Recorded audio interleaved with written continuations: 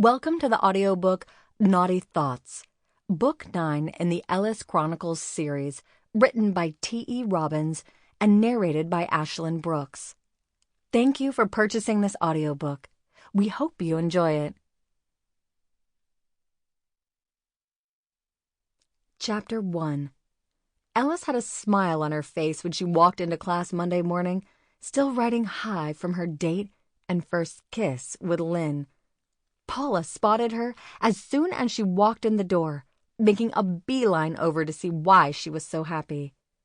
The professor walked in, and Paula had to return to her seat. But as soon as class was over, she followed Ellis into the dark room to talk to her. "You look like you're in a good mood. What's up?" Ellis smiled, hesitating, not sure she should talk to Paula about Lynn. "I had a date with Lynn Saturday night, and it went really good." Paula looked slightly annoyed. "So you like her, huh?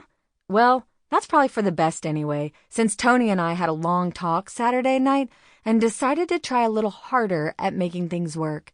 She swears she's going to stop being so argumentative about every single thing." Ellis was trying to keep from giggling and breathing a sigh of relief at the same time, but was finding it hard to hide it. "Well, maybe things will work out for y'all." Paula punched Ellis in the shoulder, seeing her trying not to giggle. I know. You're just dying to say I told you so, I'm sure. We'll see if it works out or not. But I have to admit that I'm kind of sad that you and I didn't hook up while we had the chance." Paula kissed Ellis on the cheek, hesitating very close to her lips for a moment before kissing her softly. Sighing in Ellis's ear as she licked it, Paula let her hand slide from around Ellis's neck down her chest. Taking Ellis by the hand, Paula said, "Dang it, I really did like making out with you the other night. You never know, we might both be single again soon, and you're not getting away from me a second time, missy." Paula winked at Ellis as she turned to walk out of the dark room, calling over her shoulder, "Yep, if we have another chance, you're not getting away again." Ellis laughed as Paula walked out of the dark room, relieved that she wasn't upset about Lynn, saying to herself, "Oh, Paula, hopefully you and Tony will work out, 'cause I think you just might be too much for me."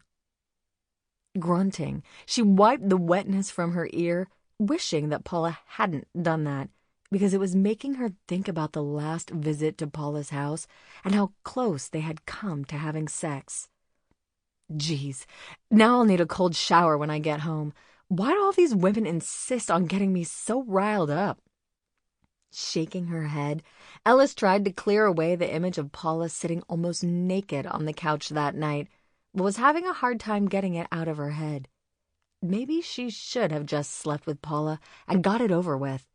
Maybe it would have helped to get Katie out of her head, and heart, for that matter.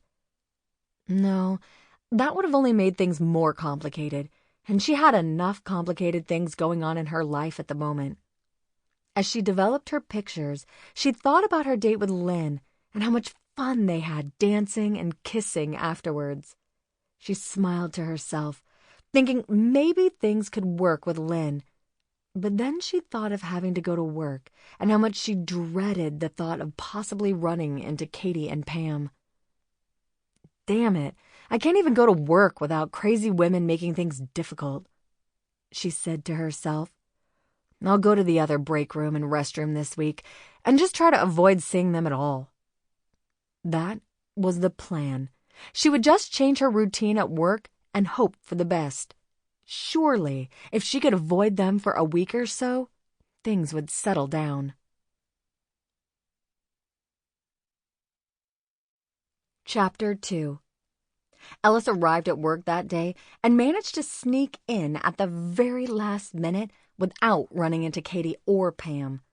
The night was going pretty well until she heard a knock on her office door and looked up to see Katie's aunt, Faye, standing outside the door. She wondered why Faye was coming to her office.